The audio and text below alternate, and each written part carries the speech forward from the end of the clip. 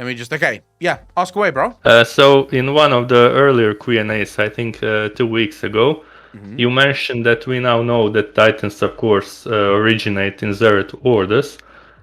And you also mentioned that Titans didn't originate as world souls. Yeah. Now, we know that at least one did, Argus, we saw it. Mm-hmm.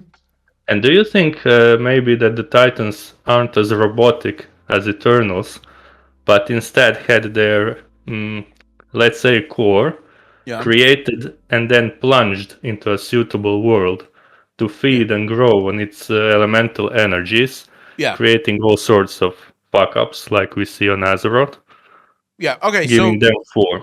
just to be clear, I never said that the Titans weren't nascent world souls. I just said that the creation of those world souls are now a lot more clear, right? Those world souls come from Zereth Orders. They were then sent into the Great Beyond, and they each got their own planet. Very similar to the Eternal Ones. The Eternal Ones are created within Zereth Mortis, and then they're given their own realm within the Shadowlands. But if you look at the job that the Eternal Ones have within the Shadowlands, it's a lot more straightforward. Right? Their job is to guard the souls and to ensure that the flow of anima never stops. If you look at the job that the Titans have, it's a lot bigger. The Great Beyond is very large, and therefore you need a lot more. So it may have been just an efficiency thing.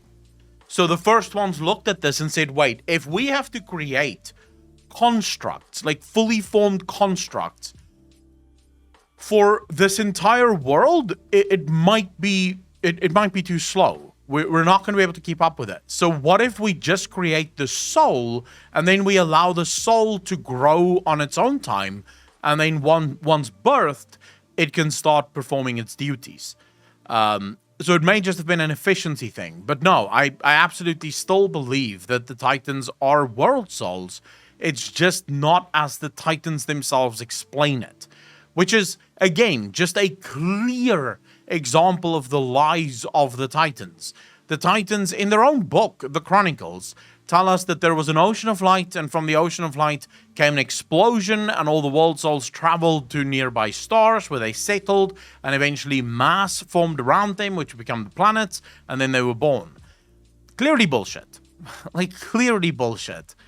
Well, No. maybe they did see light in their Zereth Orders. Maybe the ocean part is interesting, right? Because we know that there are waters in Zereth Mortis. So when they say ocean of light, maybe that is exactly what they're referring to. Their birthplace, the place where they come from originally, was an ocean. There was a lot of water, and it is from there that they come, so they call it an ocean. This now sort of starts building into another theory that I have, especially now that I've played through Zereth Mortis' storyline, and I've seen so many things in Zereth Mortis that I don't know why more people aren't talking about it. You see, this is why I can never fucking leave the game. I should just always play the game, because I read every single quest that there was in Zereth Mortis. I read all of the lore. I watched the videos of people talking about the lore, and not a single fucking asshole made mention of the fruits all throughout Zereth Mortis. These unknown fruits that when you eat them, literally gives you a buff that says the light is within you. Now, Zereth Mortis is a place of death. What the is the light doing there? Why are there fruits there that place the light inside of you? That makes no sense. That makes no sense. It shouldn't be there. And then the Titans say that they were born in an ocean of light. And I say, what if light won the war a very, very long time ago?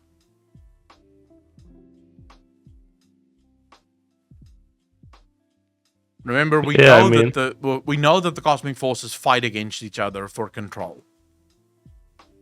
So it's entirely possible that the light won the war a really long time ago, and that all of these Zereth realms that we see is of the light. It's to create the ultimate control. And this is where the curse of flesh comes from. Because the curse of flesh breaks from the Zereth realms.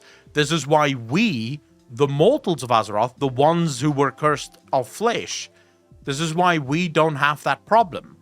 We don't die in the Shadowlands. Our souls do not venture into the Shadowlands. Perhaps this is the reason. Because, we are not of the light. We are not controlled within that system to the same extent as the others are.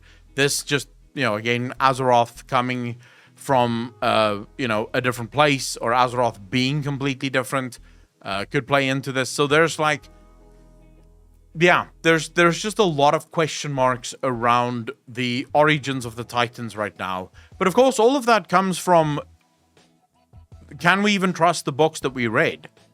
Because the books were written by the keepers. Could it be that the keeper who wrote the book, Tyr in this instance, could it be that he wanted to lie to us about a couple of things, and that's why he made the books, and he changed a lot of things so that if someone ever found these books, they would read one thing but not actually discover the truth?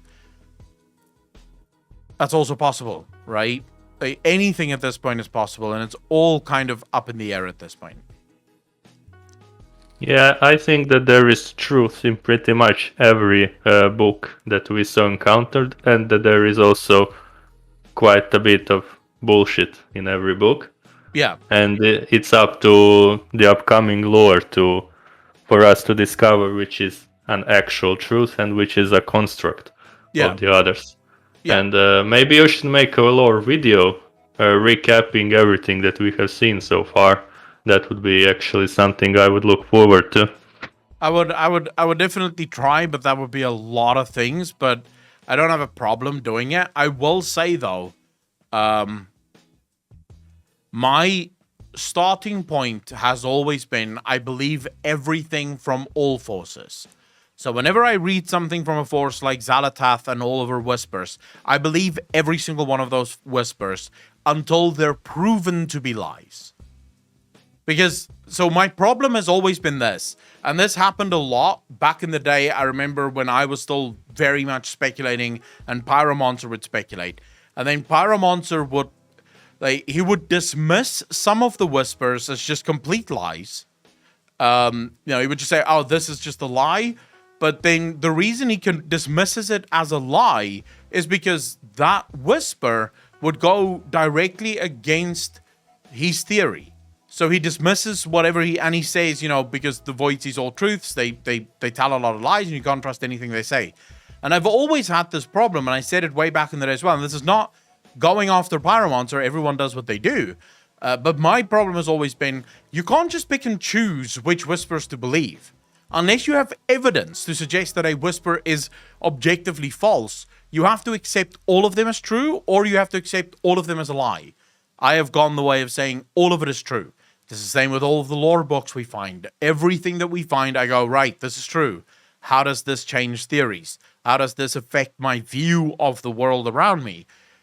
Until I find objective evidence to show that this is actually not true, this is clearly false, in which case, yes, then I'm happy to reject it because we now have the counter evidence for it.